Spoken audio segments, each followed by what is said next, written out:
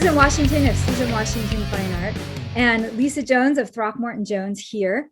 And we are celebrating Women's History Month for the whole of March. We are going to be sharing what we call badass boss lady stories.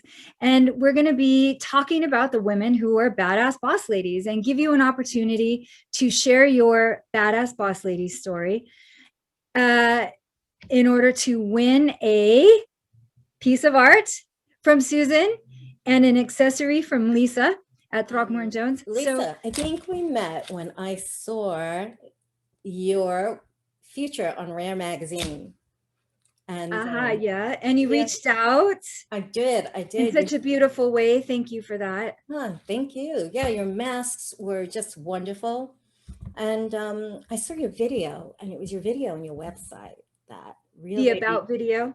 Yeah, about your brand and everything. And you were so authentic and real. And I just, that is what got me to go further and reach out to you. And here we are.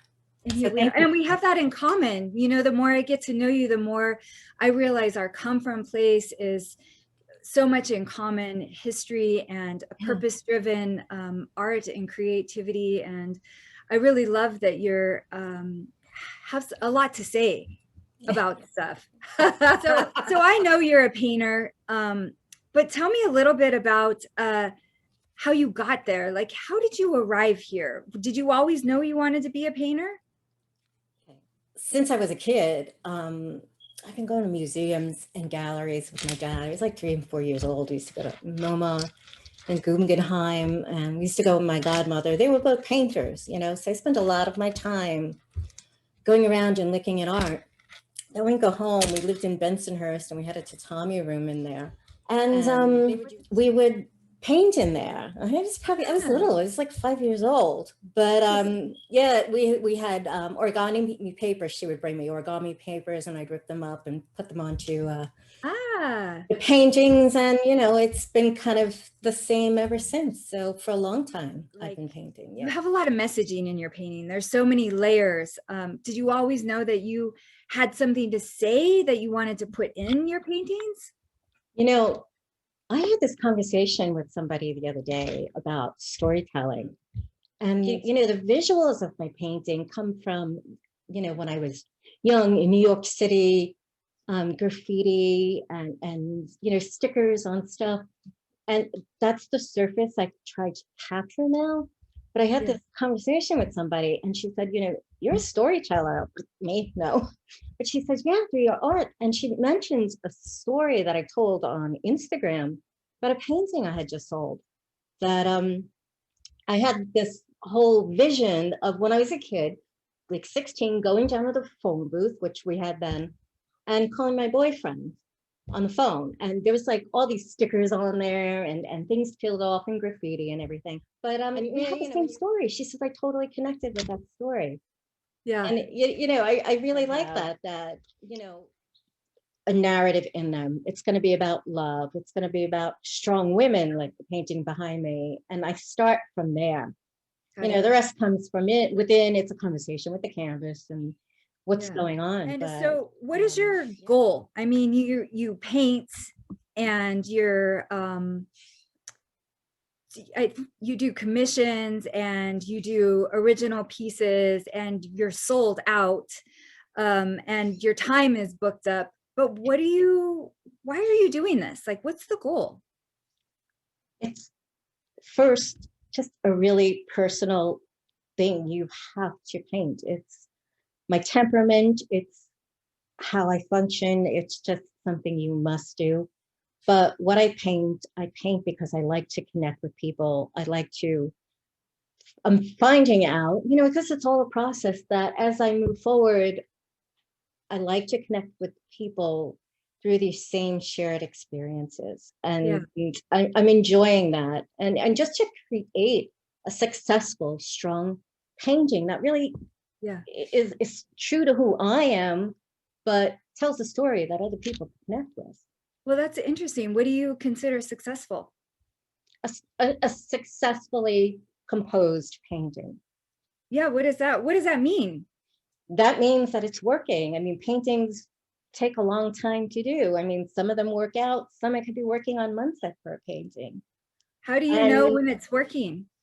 when I turn it against the wall for about a week or so, and I don't have any conversations with canvas, and then I turn it back and I'm like, oh yes, that's it, or oh, fuck no, this is just not working. That is fascinating. You know, you kind of have to step away from it. And normally, like you see, I have several paintings going at once, so I could just leave it be and step back. Yeah. That is fascinating. It's interesting to hear your process, you know, because you do have to get a different perspective. You do, and especially separating that from the business. You could do it forever if you're just have your own. Yeah, if I didn't have to sell it, I could do it forever. Right. And to know when it's done, like to have some parameters, some qualifications of when, you know, when it's done is that's one of the hardest things. You talk to other artists. I mean, you know, too. Yeah, definitely. Well, you're a designer, it's different, but you know, knowing when to stop is one of the hardest things. And you could overwork a painting and just, but I think the way I'm tackling it now is I'm being a lot more fearless about it. Oh, I always used to worry. So badass. I always used to worry, you know, it's like, oh, if I put this mark on here, is this going to screw this up with it? But now it's like, you know what, it doesn't matter, because you could always put a new piece on there. You could always bring it back. You could always, you know, work it. Yeah. So I think that lets go any inhibitions. Let's talk about the business side of things. Because you're an independent artist. Yes. You're an entrepreneur. Tell me, like, how do you keep it going? How do you find the motivation? You know, I do have a degree. I have a business degree from CUNY University. I got it really young, and that's how I started out. Right after I got my degree, I went to work for an ad agency, Ali Gargano, and then I went over to work for Dior Menswear in New York. I worked for the president, vice president, and then I worked for David Chu of Nautica, who was downstairs. And I did the day-to-day running. I did all the events, the fashion shows, you know, overseeing the logistics of everything. But I think a lot of the experience comes from, you know, creating now a successful body of work, cohesive, and figuring out ways how to market it and sell it, you know, and tie it all together. So it's interesting because it sounds like, you know, you keep going because you have a lot of experience with timelines and deadlines. I know from experience working in fashion and ad agencies that there's a definitive timeline, like all of your collaterals in everything that you need in order to have a successful campaign or in order to do a show, you're done. If it's not done, it's not in, and that's a big problem. So it sounds like you're really goal oriented. When you have commissions coming in, you know, you have to order supplies, you have to make sure your crates are built in time, you have a drying process, you know, you have invoices and everything. All this stuff is business related, and you know, you have to have your timeline. You know, when you say you're going to have something ready for somebody, you know, weekly photos and videos of commissions, you know, you kind of have to be there and show up. So you have to show up. It's interesting. I am trying to schedule creativity, like taking 3 days before a new collection and just going as deep as I can into my come from place for the collection. I find that once I can articulate the vibe, the feeling, the flow, I can come up with the colors, I can come up with silhouettes, I can come up with graphics, I can come up with taglines, everything I need in order for my team to help support that. And it takes a little while, but I'm trying to just create a space. It's like when you learn a language, they say if you have a corner of the room that's all French, you don't have a hat, you have a braille. You just create everything that's French in that space. You can learn the language, or you can step into learning a lot quicker. So I'm trying to create a process for which, when I know that it's time for me to develop a new collection, I can move into this space and go as deep as I want to or need to in order to pull out the nuggets. I think, it's funny you say that because it's really important. I have a friend who always says input equals output. And, Yeah. there are times when I have to go into the city and just be in the city. I had a crazy upbringing, and there were a lot of negative things that were in there when I was in the city, going to the corner to call my boyfriend or going down into the village just to get away from stuff. But now I have my art. So I go in there and seeing this stuff, I look at it differently. I look at it with a positive view, and then I can come home and it's like my armor is to start painting. When I start a new series or something like that, I won't go to any museums or galleries or anything, because I feel at that point, there is input and output. By that, I mean, like, I go on a major hike or something like that. I get into with nature, even though it's New York City vibe, that's where I get grounded in, nature. But, I lost my train of thought, but yeah, it's good. It's good. It's interesting to know that you have to have two separate components, one that's like this kind of like craze where you're open to the ideas and everything's coming and you're absorbing, and then you have to ground it. You have to ground it and clarify and articulate it. So I could totally relate to that. I understand what that means. And I actually keep on my phone, I keep a list of just things that I think about working up to those 3 days and after, because sometimes I'll just wake up and I'll just have to write something down, and it either feeds it or changes it, modifies it in some way. Until it's really coalesced into something that it's perfect. I'm ready to roll. I can take it. Love it. So I get that. So aside from, being motivated and inspired, you have a lot of tools that you need. I know you said you have a business background, so that's going to help you a lot. Maybe just tell me about the tools that really help you be successful. I think keeping organized is like one of the most important things.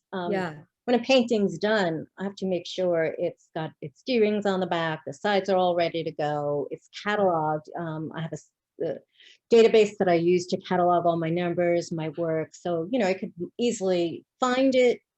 Sometimes things go out to shows or something like that. So this way I keep track of it. That's do you have a checklist? Do you have like a checklist that you use, or? No, I just have this, I'm big on Excel spreadsheets. Yes. There's so much wonderful software out there. And I like Excel. I do use it, but I love using Excel, and I have a hard backup. So, it's easy for me to go through. And when something's sold, mark it on there. I do have people that I hire. I have an accountant, and then I have somebody who builds my crates. I do hire as I need for doing videos and my social media posts. I like to do a lot of that. I like that business end, and to me, connecting is important. That's part of the inspiration. Part of being present. The collaboration almost with other people. So that's why I like to do a lot of that. Myself. How do you? What makes you a badass boss lady? You're going to ask me this. I'm not going to tell you how I'm a badass boss lady every single day. I show up, but I have a list of a few things that I think is important that I want to share. And I'm going to read off my notes here, and I'm just going to tell you is following through and keeping your word. Is super important, because in the end, that's all you have. And I think I want to share this because there are a lot of badass boss ladies. You probably do everything on this list too. But there are a lot of women who are just coming out and interested in they're entrepreneurs and they want to know. And I think these are important things. Know your worth. And I think that's important because a lot of women don't. And I didn't when I was younger. Pay it forward. I think that's really important. Whenever I sell a painting, I put money aside to buy another painting so I could pay it forward. I think you need to put back into the world. I love that. Failure is awesome because it means you're pushing yourself and you're learning. So don't take it too seriously or hard. Learn from it. The past is called the past for a reason. I found that one. And I think it should motivate you and push you. So make friends with it because it made you who you are today. I think that's really important to acknowledge. That's great. Pay attention to the details. Oh my God, you are so detailed oriented. I love that green bag you have on your site, the tote bag. I mean, just, I was looking at, Oh, the detail. thank you for noticing. Mm. Oh, I thank keep you. looking at it, I'm like, I think I need that. But the details and everything, I mean, the way the strap is made and you know, the crystals, it's just beautiful. So details are really important. They Yes. are. And okay, and be grateful for what you have. Uh, And that's my list. that's a great list. Yeah. That sounds like a list of tools that you use in order to be badass. Yeah.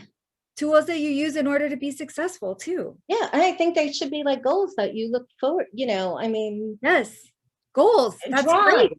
drive. It's your drive, you know, okay, I'm going to sell this painting because then I could buy this painting from so and so and they'll have money for, you know, it just, I think it's all important. That's an interesting come from place. Yeah, I haven't heard you say that before. I really love that. That is a great why. Yeah. It goes in alignment with kind of what we've been talking about being a badass boss lady, is that it doesn't have to be, you know, what makes somebody badass. It doesn't have to be this huge thing. It's just sometimes the little things that make an impact on somebody's life for the positive, you know, that comment that you say that's kind, or that opportunity that you give that's just a little bit outside your comfort zone, or that nod of approval. Not that anybody needs it, but damn it, it helps sometimes, you know? Yeah. And working together, I think like we're doing, and we're doing this whole Women's History Month to elevate women. Yeah. You know, it's really an important part of it. And that's what it's about. And, you know, when you think of badass woman, you think like loud and tough and, you know, strong, but sensitive and quiet could be strong too. That's right. It's what drives That's you. right. Yeah. It's interesting because when I think of badass, I really think of like, you know, a wall of armor, like a steel plate. But the reality is that when I think about the women I know who I think are so badass, they are sometimes the softest, kindest, most gentle human beings I know. And for that, that makes them badass in my world. Right. That had an impact on me, is that they still show up, they still tell the truth, they still have boundaries, but they just do it with kindness. And that's like, for me, that's like a woo. Yeah. So Lisa, you're a fashion designer, and I love your work. I was talking before about your totes on your tote bags, your clutch bags. Just detail-oriented, beautiful work. Thank you. Have you always wanted to be a fashion designer? And you're an activist too. Tell me about that. How long have you? Yeah, so for fashion design, I've always known since I was a tiny little girl. Yeah. Really? I used to take my mom's garments out of the Goodwill bag, cut the fabric that I liked out and stash it, cut the buttons off, keep those, and then put the scraps back in the Goodwill bag. So I think I started doing that really early on, very tactical kind of kid. My grandmother in the 6th grade said she would make my school clothes. I didn't know that that was uncool. I really loved it. I picked every pattern, every fabric, whether it was garment fabric or interiors fabric or curtain fabric. I picked what I loved. Right. I got to pick the zippers and the buttons and the thread color and everything. And it was outrageous. And I got teased relentlessly, but I loved it. I mean, it was so nice to have stuff that fit me. They used to call me Skinny Bone Jones and Lisa Lizard Legs. Because I was such a skinny kid that nothing fit.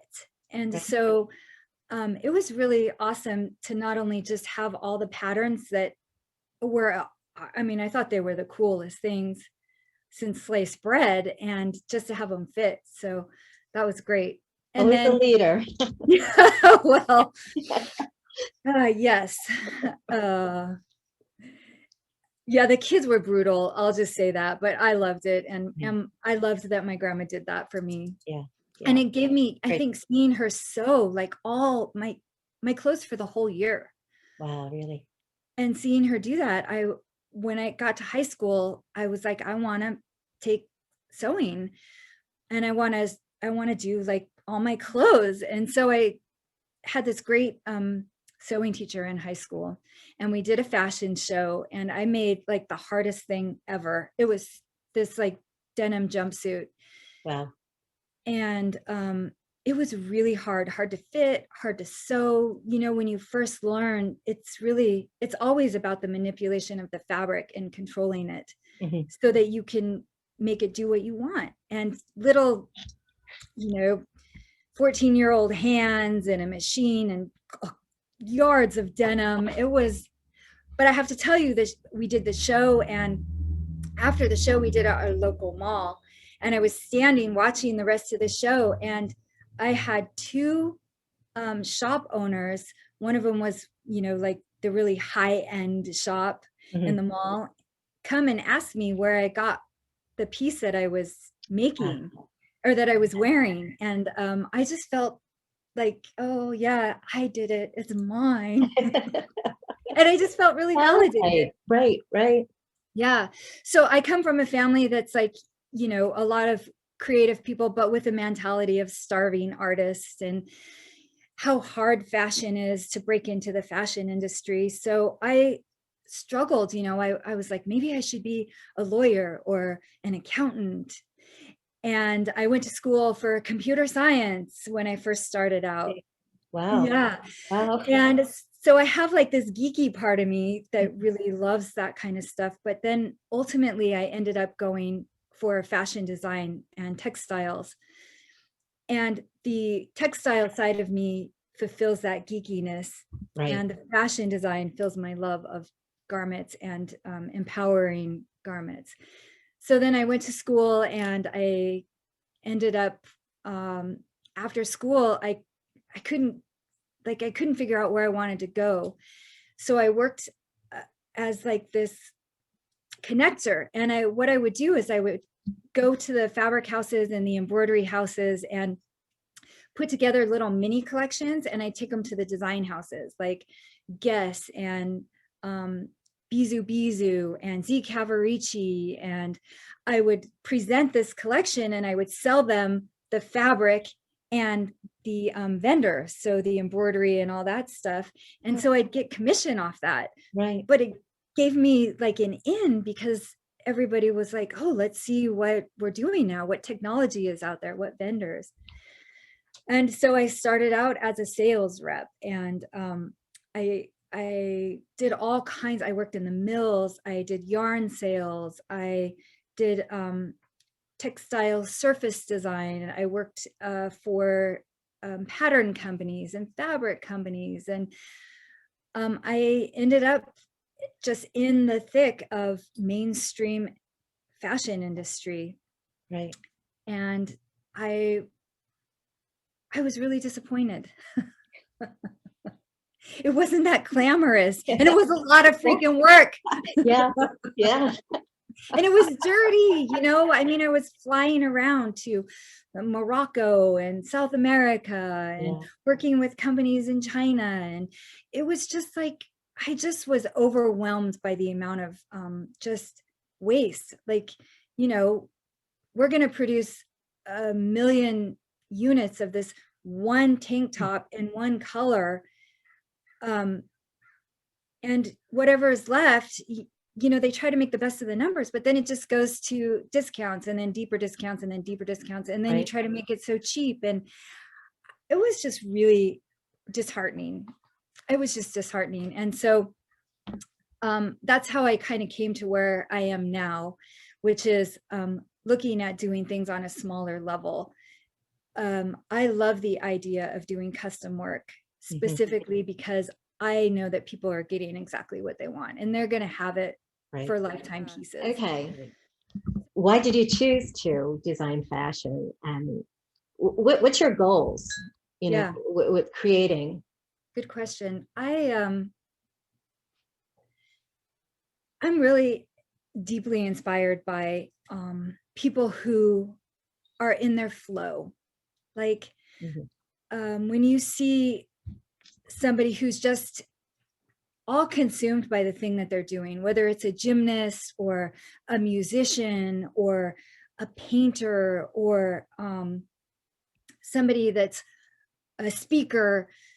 I really love that when they're completely immersed in the thing that they believe in and it's effortless, that's what I consider in the flow. And I want to empower that.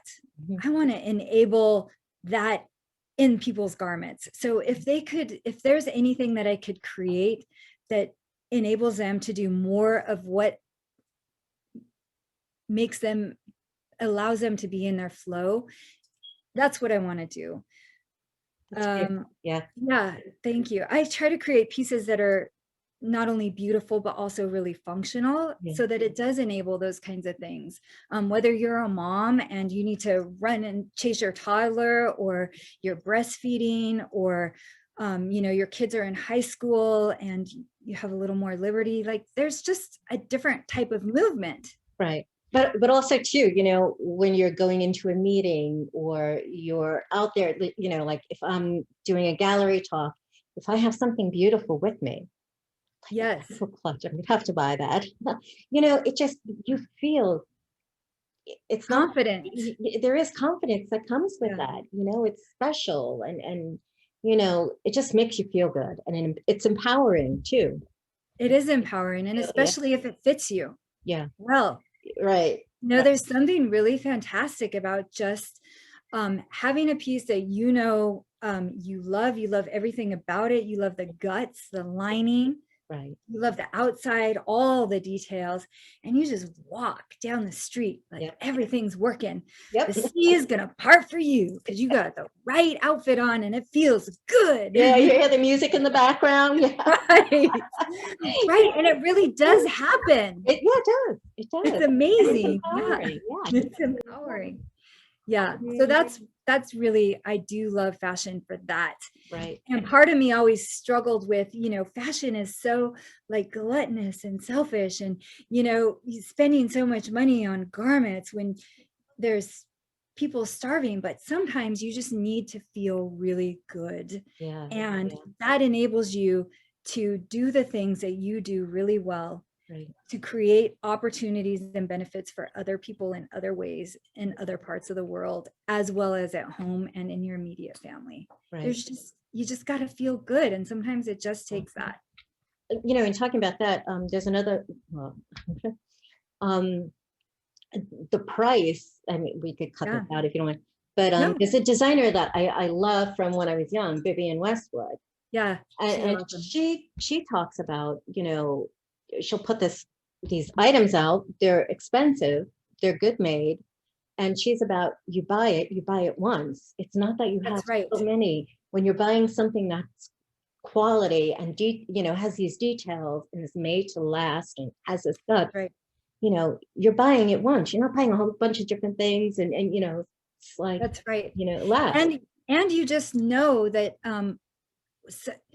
there's something about that when you are buying quality things that are style, not trend driven. Mm-hmm. So the difference between style and trend is that trend is almost changing constantly as a way to rotate and create more dollars in the industry. Mm-hmm. Style is something that comes from your bones, right? And it doesn't have to be a certain thing, but it's true to you.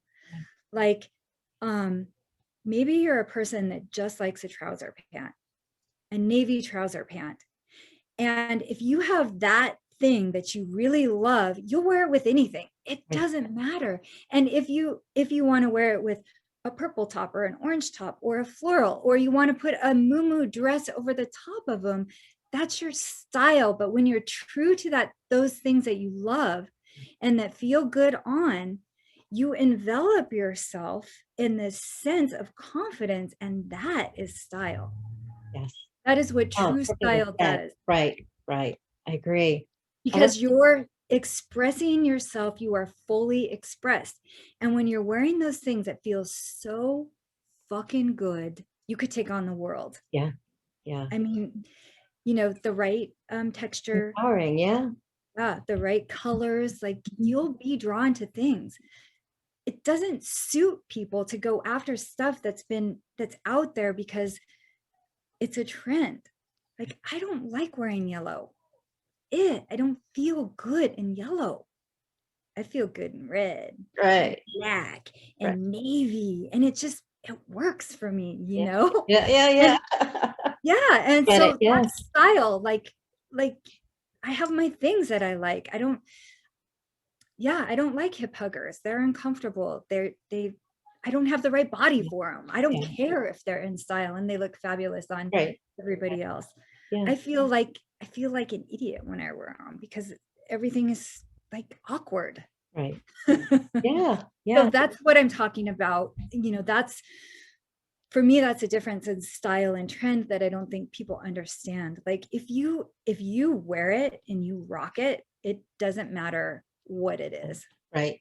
Right. It doesn't matter if it's $2 or $2,000. Yeah. If you love it, that shines through. Right. That's the thing. Yeah. Lisa, where do you get your inspiration? Oh, you have so, I mean, Asian inspired and very modern and where's that style, that inspiration comes from for, you know, your collections? Yeah. So I'm first and foremost inspired by people, you know, by like the goal is to create that amazing silhouette, that amazing look from far away. You're like, wow, that looks great. And then it's functional or multifunctional if I can pull it off. Like you could wear it different ways. So I'm inspired by those things, but only in the way that they really elevate somebody or empower somebody's flow to be in their zone and to be doing the things they love. So those are my first and foremost things. But as far as design and aesthetic, I'm inspired really by, I love Ralph Lauren, Gianni Versace, Issey Miyake, this fusion of old and new. So old classic techniques and really new ways of bringing them forward, or new materials, and this fusion of old world and new school in quality and quantity. So, and I don't necessarily see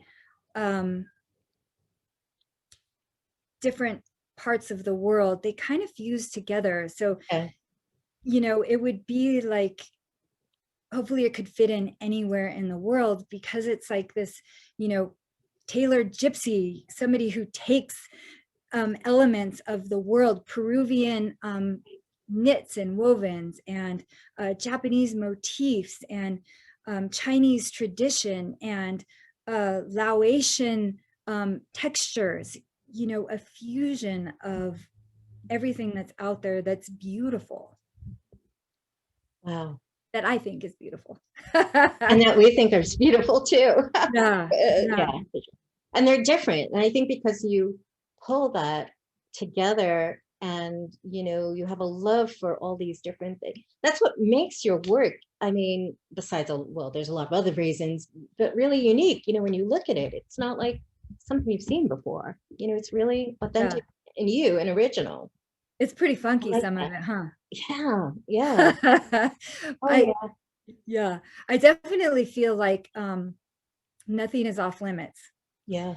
The last collection I did, you know, on the bags that you saw, is really all about the value of animal life, and just noting that animals have an opinion, or have a place, have this presence, you know, this beings that are alive with a consciousness. And I don't think there's any denying that. And I just really want business side, you know, you're an artist too, you're a creator, and you know, we talked about being a sellout, and you know, you're an artist and this and that, but we have to look at what we do as a business too to be successful. And I know you do. Could you tell us a little bit about that and your business side, who you might use, and Yeah. the staff you have? Yeah. So the business side of being an artist, a fashion artist, a fashion activist, a designer, and building a brand. I definitely love the numbers. I love to be aware of where I'm at financially, where I'm at for a project, timelines, because understanding all of that gives me the freedom to be more creative, keeping an eye on, my time frame adds a little extra pressure. Being organized, like you said, is just key to everything that I do. Mm-hmm.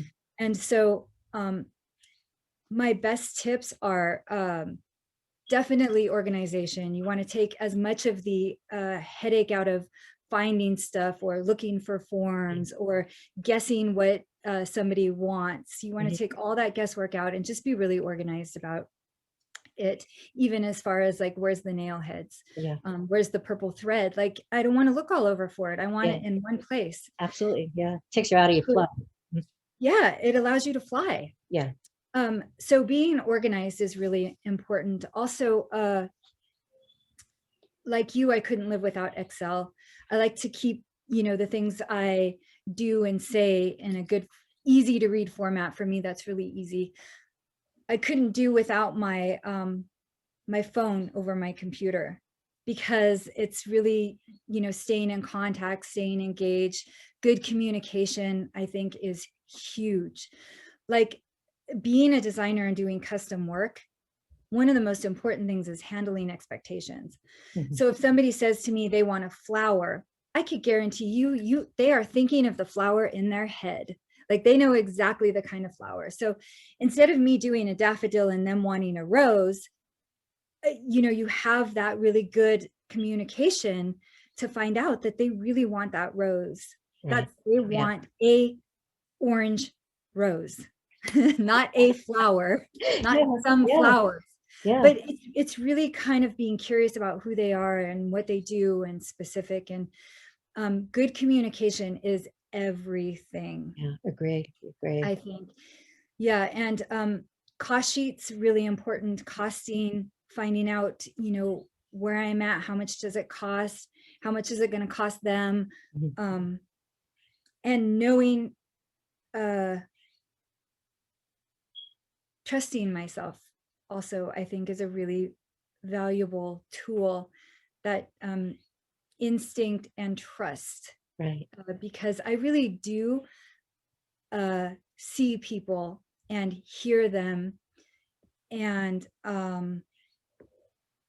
can communicate in a way that I get what they want. And just moving into that with confidence and trust, I'm rarely disappointed by the outcome and their their design level, their desire level. Right. But on the practical side of tools, my sewing machine. I mean, I use it every day. I love it. I have a Juki walking foot. It is a workhorse. I can fix anything on it. It is not overly complicated. I couldn't live without that, and that is that's my business tool. Also, team is really important.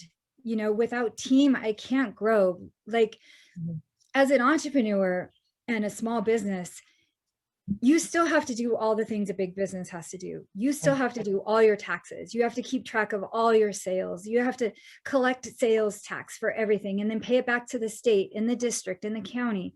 You have to know all the emails that are coming and going. Like, you have to make sure that things get delivered in a timely manner. You have to make sure that you're putting out new product. You have to make sure that your website's up to date, that your social media is active. You have to make sure that the invoices are out, that you're getting paid, that the banks are right and correct. Right. You still have to handle all of this business, and you can only do so much. Right.